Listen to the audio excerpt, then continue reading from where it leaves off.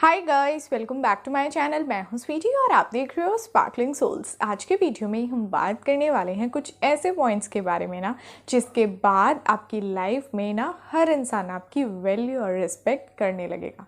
Value और respect एक ऐसी चीज़ है ना जिसे हम किसी से भी छीन नहीं सकते हैं, जिसे हम किसी से भी मांग नहीं सकते। ये एक ऐसी चीज़ है जो हम कहीं से भी खरीद नहीं सकते हैं। ये एक ऐसी चीज़ है ना जिसे सामने वाला पर्सन हमें खुद ब खुद अपनी मर्ज़ी से देता है। और कभी आपने एक बात सोची है कि हम किस इंसान की बहुत ज़्यादा वैल्यू और रिस्पेक्ट करते हैं?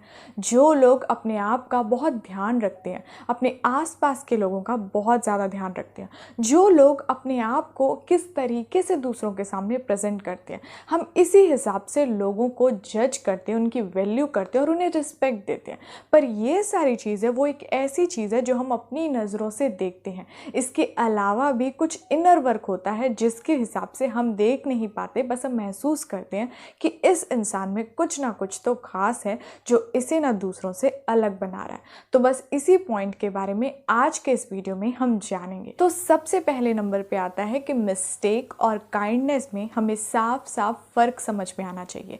मतलब किसी इंसान से कोई गलती हो गई है और आपने ना उसे माफ़ कर दिया, आपने उस बात को बढ़ाया नहीं है, पर एक इंसान को ये लगा कि आपका वो फ़ायदा उठा ले और वो बार बार इसी मिस्टेक को दोहरा रहा है। तो यहाँ पे क्या हो रहा है ना कि पहली बार तो उसने मिस्टेक की थी, पर दूसरी बार ये बार बार गलतियों की वजह से ना वो आपके काइंडनेस का फ़ायदा उठा रहा है। जी हाँ, जो लोग आपके काइंडनेस का बहुत ज़्यादा फ़ायदा उठा रहे हैं ना, तो समझ जाइए कि वैसे लोग ना आपको वैल्यू और रिस्पेक्ट नहीं दे रहे हैं। और जो इंसान अपनी लाइफ में वैल्यू और रिस्पेक्ट पाता है ना, उसे साफ साफ इन चीज़ों में फ़र्क पता होता है। और दूसरा इंपॉर्टेंट पॉइंट, आपको अपनी और दूसरों की बाउंड्रीज़ की रिस्पेक्ट करनी चाहिए। जी हाँ, आप किसी से प्यार करते हो, आप किसी की वैल्यू करते हो, आप किसी की परवाह करते हो, इसका मतलब ये नहीं कि आप ही बार बार एक इंसान के आगे झुकते रहो, आप ही बार बार किसी गलती के ना करने पर भी बार बार किसी इंसान से माफ़ी मांगते रहो। जब हम अपनी बाउंड्रीज़ की रिस्पेक्ट करते हैं, जब हम अपनी खुद की वैल्यू करते हैं ना, तब हम इन सारी चीज़ों को कभी अपनी लाइफ में नहीं करते हैं।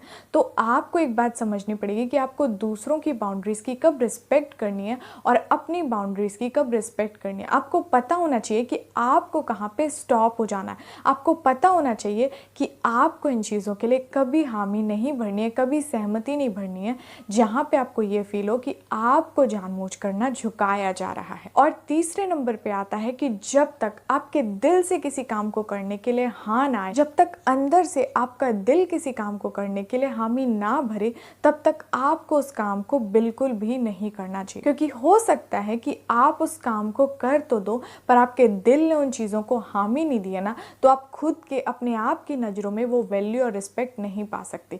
तो जिन चीज़ों के लिए आपका दिल अलाउ ना करे, आपका मन उन चीज़ों के लिए हामी ना भरे ना, तो आपको वो सारी चीज़ों को कभी अपनी लाइफ में दूसरों के लिए ना नहीं करना। स्पेशली उन लोगों के लिए ना जिन लोगों के काम को करने के पहले 10 बार आपके मन में ऐसे थॉट आते हैं कि मत करो मत करो मत करो, पर अगर आपके मन में यही काम को लेके ये थॉट आ रहा है ना कि ठीक है कर दो, तो आपको ना इन सारी चीज़ों को बेहिचक पूरे दिल से ना दूसरों के लिए डन करना चाहिए। और पॉइंट नंबर 4, जब कोई इंसान आपके लिए कोई काम करता है, आपकी हेल्प करता है ना, तो आपको दिल से ग्रैटिट्यूड उन लोगों के लिए फील करना चाहिए। आपको दिल से उन्हें थैंक यू बोलना चाहिए। और दिल से अगर आप थैंक यू उनके फेस टू फेस उनके सामने नहीं बोल पा रहे हो ना, तो आपको कुछ सेकंड के लिए उन्हें ब्लेस करना चाहिए। क्योंकि ये ब्लेसिंग्स वाली एनर्जी ना आपकी लाइफ में ऐसे ही बहुत सारे लोगों के थ्रू से अट्रैक्ट होने लग जाती है। ये एक ऐसी पावरफुल एनर्जी है ना, जिसे आप एक बार दोगे ना, तो वो और 4 जगह से आपकी लाइफ में खींची चली आती है। तो ये कुछ छोटी छोटी चीज़ें हैं जिसे आपको डन करते रह जाना है। हो सकता है आपके पास टाइम ना हो, बहुत सारी सिचुएशन ऐसी ना हो जहाँ फेस टू फेस उनको बहुत ज़्यादा अप्रिशिएट ना कर पाओ, पर अकेले में उन चीज़ों को जब आप डन करते हो ना, तो आप देखोगे कि आपकी लाइफ में कैसे मिरेकल होना स्टार्ट हो जाते हैं। और हमारा फाइनल और सबसे पावरफुल पॉइंट, जब आप मेडिटेशन के समय या बीच में आपको कभी भी टाइम मिलता है ना, तो आपको ना अपने आप को एक गोल्डन लाइट के बीच में रखना है। एक पावरफुल और गोल्डन एनर्जी आपके आसपास ना अट्रैक्ट हो रही है और ये आपके चारों तरफ ऐसे फैल रही है जैसे ये आपकी लाइफ में ना ढेर सारी ब्लेसिंग्स को अट्रैक्ट कर रही है। जब आप अपने अगल बगल अपने मेडिटेशन के समय या जब भी आप आपको बीच में टाइम है ना, आप अपने आसपास इस गोल्डन एनर्जी को फील करते रहते हो ना, तो ये गोल्डन एनर्जी आपकी लाइफ में कई सारे मिरेकल्स को अट्रैक्ट करने का काम करती है।